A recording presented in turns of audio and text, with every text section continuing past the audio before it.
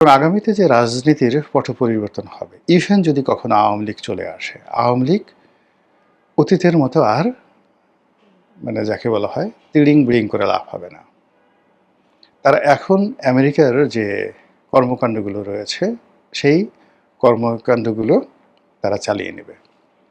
তারা সেই মায়ের ডাককে মাথায় করে নাচবে এবং এখন যাদেরকে আপনি দেখতে পাচ্ছেন, ইনুস জামানাতে যাদেরকে দেখতে পাচ্ছেন, তাদের অনেককেই আবার আওয়ামী লীগের সঙ্গে দেখতে পাবেন যে খাতির হয়ে গেছে। এখন আওয়ামী লীগের দুঃসময় যে সমস্ত মানুষ যাকে বলা হয় কণ্ঠ মিলাচ্ছে, আওয়ামী লীগের যদি কখনো সুসময় আসে, আপনি নিশ্চিত থাকেন যে ইনুস জমানার এবং বর্তমান জমানার অনেক মধুমাছি ডাইরেক্ট শেখ হাসিনার কাছে বা ক্ষমতার কেন্দ্রে যে থাকবেন তাদের কাছে পৌঁছে যাবে এবং এখন যারা লাফালাফি করছেন তারা ছাগলের ৩ নম্বর শিশু হিসেবে ওই সময়টাতে শুধু একটা লাফ দেবে, তাও সম্ভব হবে না। এইভাবে তারা পুরো জাতিকে যাকে বলা হয় অক্টোপাসের মতো চেপে ধরেছে। এই যে আমাদের সমাজে অন্ডকোষ ফাটিয়ে দেওয়ার কালচার শুরু হয়েছে। একজন ভিক্ষুক তার যে অর্থ সেটি ছিনিয়ে নিয়ে ছিনতাইকারীরা তাকে মেরে ফেলছে একজন ভিক্ষুকের। এই যে ঘটনাগুলো এসে একটা ফেইল, এটা সমাজে ফেইল করছে, মানুষের নীতি নৈতিকতা ফেইল করছে। এটা কিন্তু যাকে বলা হয় পশ্চিমাদের একটা চক্রান্ত।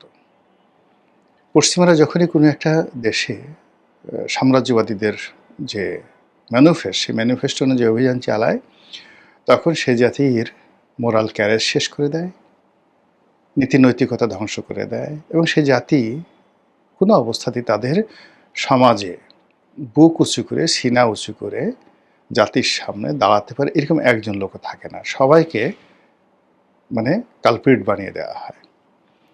আপনি এখন চিন্তা করুন তো 1980 সনে, ইভেন 1990 সনে আমাদের এই জাতির যে সকল মানুষজন ছিলেন যাদেরকে মুরব্বী বলা হতো, ধরেন একজন সাংবাদিক ফয়েজ আহমেদ, একজন নির্মল সেন, কিচ্ছু ছিল না, কিন্তু একেবারে সাধারণ একজন মানুষ, কিন্তু তারা বিএনপি এবং আওয়ামী লীগ এই দুটো দলকে একত্রে বসাতে পারতেন।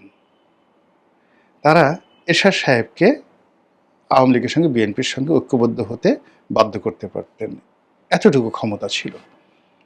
ফয়েজ আহমেদ একজন সাংবাদিক, ওই যে একটা কবিতা লিখেছেন, টিয়ে তোর বাড়ি কোথায়, টিয়ের, আপনারা হয়তো অনেকে ভুলে গেছেন। কিন্তু এই যে দুই নেত্রীর মধ্যে যে মিলন বা তাদের মধ্যে যে সমঝোতা, শেখ হাসিনা এবং খালেদা জিয়ার মধ্যে পুরো কাজটা কিন্তু সেই ফয়েজ আহমেদ সাহেবরা করে দিয়েছিলেন।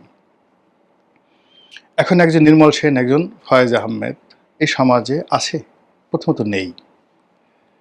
আর সমাজে এরকমভাবে যদি কেউ ফয়েজ আহমেদ হওয়ার চেষ্টা করে, প্রথমত তাকে আওয়ামী লীগের দোসর, জামাতের দোসর, বিএনপির দোসর, ভারতের দোসর, আমেরিকার দোসর, তুমি কার মামুরে ইত্যাদি ইত্যাদি যাচ্ছে তাই ভাষায় গালাগালি করে এই যে আমাদের সমাজে একটা বিশ্রী পরিবেশ তৈরি হয়েছে, এই যে পরিবেশ তৈরি হওয়ার পেছনে অপসংস্কৃতি, অপপ্রচার যা কিছু হচ্ছে তার প্রতিটির পেছনে পশ্চিমাদের মদত রয়েছে।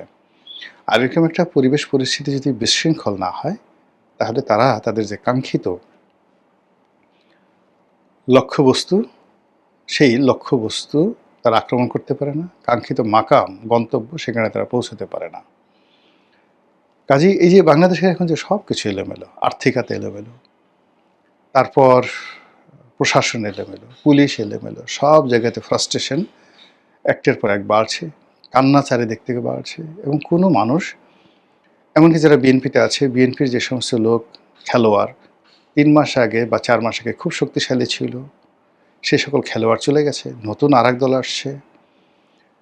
তারপর বিএনপির দুঃসময় যে সমস্ত আমলা কামলা কর্মী যারা ছিলেন তারা সবাই ঘরে উঠে গেছেন।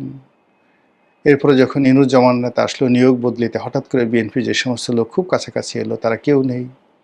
ঘুরে ফিরে দেখা যাচ্ছে যে ইনুস জামানাতে যারা শক্তিশালী ছিলেন তারাই এখন বিএনপি জামানাতে শক্তিশালী। এই যে একটা অবস্থা, এবং একই সঙ্গে আপনি দেখেন জাতিসংঘের যে নিয়োগগুলো হচ্ছে, বিভিন্ন দূতাবাসে যে নিয়োগগুলো হচ্ছে, প্রশাসনের যে নিয়োগগুলো হচ্ছে, প্রায় সবারই আমেরিকার একটা চমৎকার লবিং রয়েছে, আইএমএফের একটা লবিং রয়েছে, এবং পশ্চিমাদের গ্রিন সিগন্যাল ছাড়া এখানে বড় বড় পদ পদবিতে যাওয়াও যাচ্ছে না, টিকে থাকা যাচ্ছে না।